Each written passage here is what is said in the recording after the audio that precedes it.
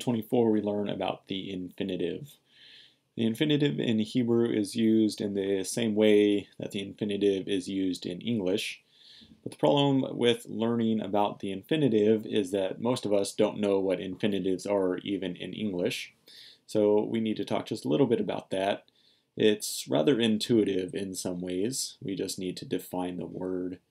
And then we will look at some examples of how the infinitive is used in Hebrew and what form it takes.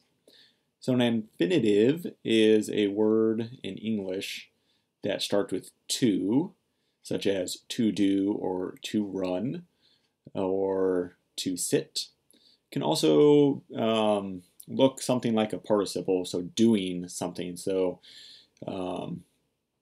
he is doing a lot. He is doing work. He is doing his chores, these sorts of things. So whenever we have a verb that you can say to do blank or doing blank, we are dealing with an infinitive. So to run, to sit, these sort of things. So in Hebrew, the infinitive, as we see here in the text, is not inflected or marked for person, gender, or number. It just always looks the same.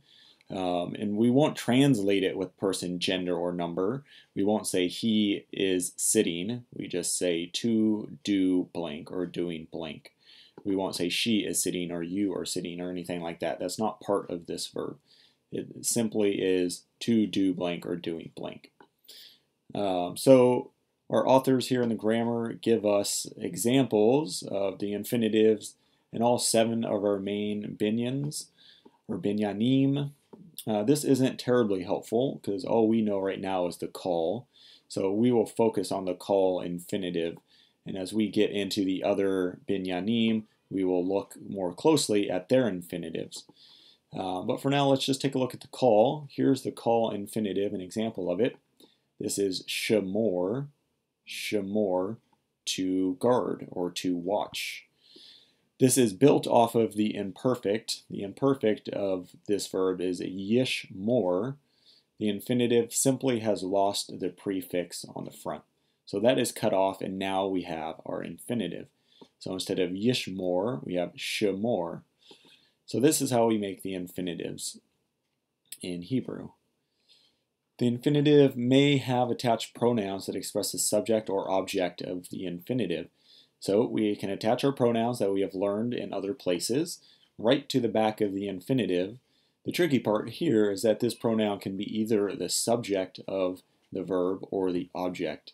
We see here our infinitive is to say, but our subject here is the suffix on the end.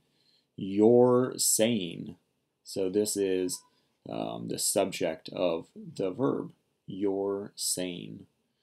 Here we have the suffix being the object. To keep you. To keep you. Or to watch you. So the only thing that's going to help us determine if the suffix is the subject or the object is the context. We just have to look at the context in which we find the infinitive, and we'll have to decide if the suffix is the subject or the object. Not all infinitives have suffixes, so this isn't always something that we need to think about, but when the suffix is there, we have to decide if it needs to be the subject of the verb or the object. The different functions of the infinitive are as follows. So just like in English, it can serve as a subject of another verb.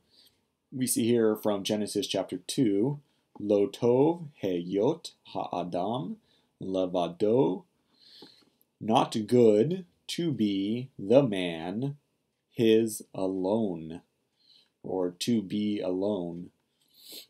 So what we have here is an infinitive down here with a suffix on it. This could be translated, the man being alone is not good. I think this is probably better translated as to be alone is not good for the man. To be alone is not good for the man. That, I think, sounds better in English, but this translation here gives us a more literal Hebrew translation. So, the man being alone is not good. So this infinitive is the subject of this verb here. The infinitive can serve as the object of another verb. We see that example, or an example from Jeremiah chapter 1. Hine lo yadati deber. Our infinitive is here, daber, to speak. So this is behold, I do not know to speak. And we have to add in the word how in English. Behold, I do not know how to speak. So the to speak is the object of the knowing. The infinitive can also express purpose or result, usually with a lamed preposition. So we see in 1 Samuel 23, Ki yatsa Shaul lavakesh et nafsho. So to seek is our infinitive, and here it's expressing purpose or result. Because Saul had gone out to seek his soul or his life. On the next page are some more ways that the infinitive can be used. It can be explanatory after the main verb, so it can add to the main verb.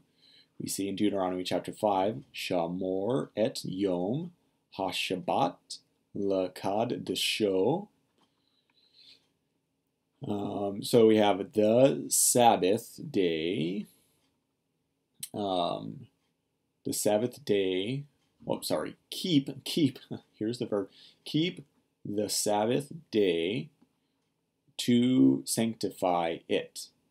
But because this is explanatory, we'll probably translate it as by sanctifying it. So keep the day of the Sabbath by sanctifying it. The infinitive can also express temporal meaning. So in English, we'll use the word when to add the temporal meaning, so when the event is taking place. The infinitives will have the bait or the kaf preposition attached to the front of it. We see some examples here in 2 Samuel chapter 5. Ben Shiloshim Shana David Bamolcho. David was the son of 30 years when he ruled, when he became king. So when, the bait here is being translated as when he ruled. So the suffix here is the subject of the infinitive. Another example, 1 Kings chapter 15. Komolcho hika et kol beit Yarov Am. So this can be translated, when he became king, he struck down all of the house of Jeroboam. So when he ruled or became king, he struck down all the house of Jeroboam. So the infinitives are only tricky because there are so many different ways that they function in Hebrew. But the nice thing is that the infinitives in Hebrew function in the same way as the infinitives in English. So it is somewhat intuitive as we are trying to translate the Hebrew passage and we come across an infinitive, we will just start using English infinitives. So we'll add in to speak or being or to seek down here as we see in 1 Samuel chapter 23. All of these are infinitives in English. So we just substitute the English infinitive for the Hebrew infinitive and off we go. So we just need to keep in mind that there are quite a few different ways that the infinitive can function. We also need to remember that the infinitive is built off of the imperfect form. We just lose the prefix that the imperfect has. We just drop it right off. We keep the same vowels after that, and we now have our infinitive. And finally, the infinitive should be translated with to do, whatever the infinitive is, or doing the infinitive. So to do X or doing X. And we do not inflect for person, gender, or number. So the infinitive may have a subject, but the infinitive itself, the verb itself, will not have gender, person, or number. It will always look the same no matter who is doing the action. So that is lesson 24, the infinitive.